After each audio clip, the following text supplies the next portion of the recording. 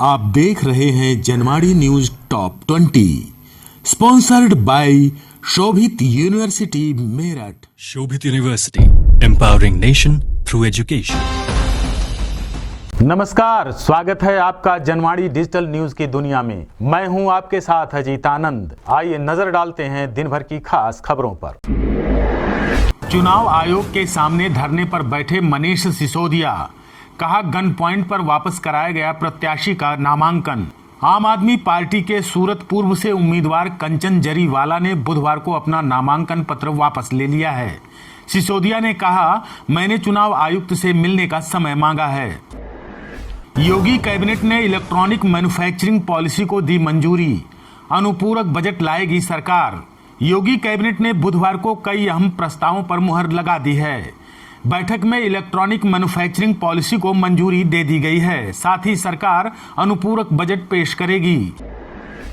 दिल्ली में पार्षद के टिकट के लिए मांगा 55 लाख। केजरीवाल के विधायक के रिश्तेदार समेत 3 गिरफ्तार। दिल्ली एमसीडी चुनाव में टिकट को लेकर एंटी करप्शन ब्यूरो ने आम आदमी पार्टी के विधायक के पीए समेत 3 लोगों को गिरफ्तार किया है। 108 साल पुराने हिंदुजा ग्रुप का बंटवारा जल्द। दुनिया के 38 देशों तक फैला है कारोबार। 108 वर्ष पुराने हिंदुजा ग्रुप के बंटवारे की डेडलाइन तय हो गई है। ग्रुप का कुल नेटवर्थ $14 अरब है। हिंदुजा भाइयों के बीच लंबे समय से विवाद चल रहा है। हवाला के 2 करोड़ 60 लाख रुपए बरामद। गुजरात लेकर जा रहे थे 2 आरोपी। राजस्थान के चित्तौड़गढ़ की कोतवाली थाना पुलिस ने नाकाबंदी के दौरान एक कार से 2.5 करोड़ से अधिक हवाला राशि पकड़ी है। कार चालक ने बताया कि वह राशि गुजरात ले जा रहा था। पुलिस ने 2 आरोपियों को गिरफ्तार कर लिया है। रणवीर सिंह को सता रही दीपिका की याद। लाइव सेशन के दौरान पूछ लिया निजी सवाल। अभिनेत्री दीपिका पादुकोण और रणवीर सिंह की जोड़ी को फैंस खूब पसंद कर रहे हैं। हाल ही में दीपिका इंस्टाग्राम लाइव कर रही थीं।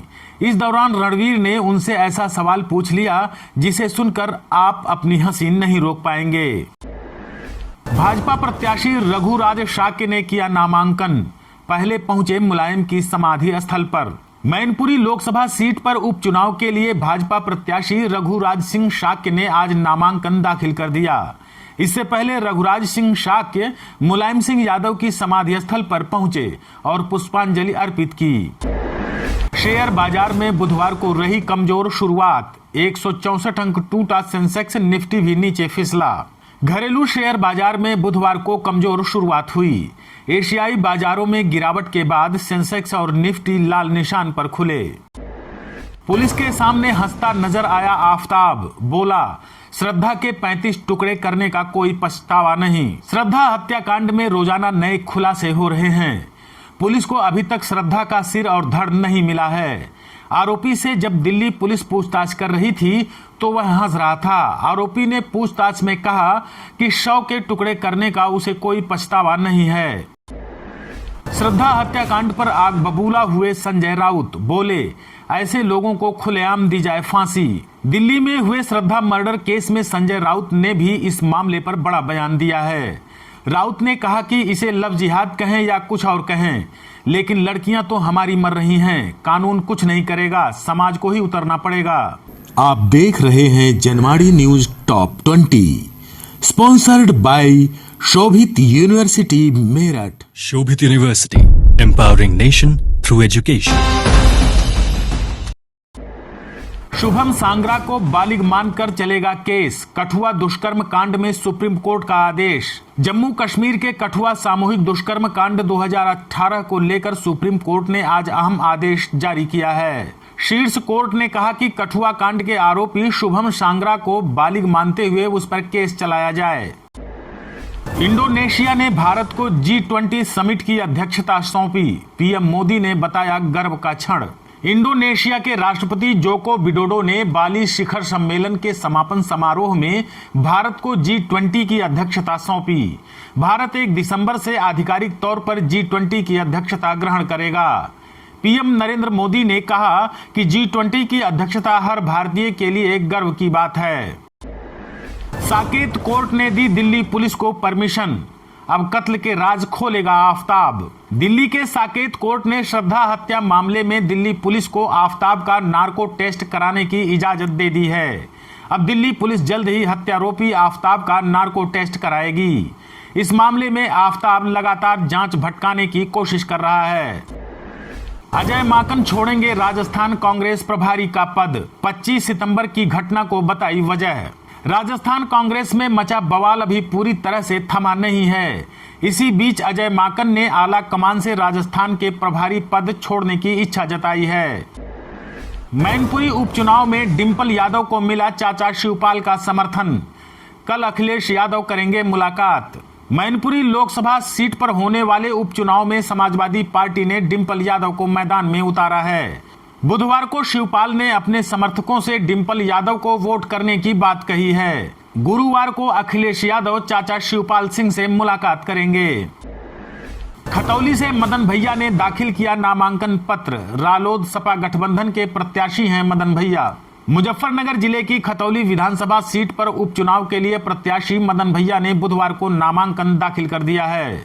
बागपत के खेड़ा से 4 बार विधायक रहे मदन भैया खतौली की पिच पर रालोद सपा गठबंधन के उम्मीदवार हैं। मुंडाली में निर्माणाधीन साइट पर हुआ बड़ा हादसा। टावर गिरने से 2 मजदूरों की मौत, कई मजदूर हुए घायल। मेरठ के मुंडाली थाना क्षेत्र के अजराड़ा गांव में बुधवार की सुबह निर्माणाधीन हाई टेंशन लाइन का टावर गिरने से काम कर रहे कई मजदूर घायल हो गए। घायलों को तुरंत अस्पताल में भर्ती कराया गया, जहां 2 मजदूरों की मौत हो गई। वहीं आधा दर्जन मजदूरों का उपचार अस्पताल में चल रहा है। शामली की अपर दोआब शुगर मिल से निकल रही काली छाया। डीएम से प्रदूषण पर रोक लगाने की उठी मांग। शामली की अपर दोआब शुगर मिल से निकलने वाली काली छाई प्रदूषण की वजह बन रही है। मोहल्ला रेल पाल की महिलाओं ने विरोध में प्रदर्शन किया और डीएम से चीनी मिल की काली छाई के प्रदूषण पर रोक लगाने की मांग की है। ईरान में महसा अमीनी के समर्थन में जारी है प्रदर्शन। विरोध करने पर 3 दिन में दूसरे शख्स को मिली सजाए मौत। ईरान में महसा अमीनी के समर्थन में प्रदर्शन और विरोध करने पर 3 दिन के भीतर दूसरे शख्स को मौत की सजा सुनाई गई है।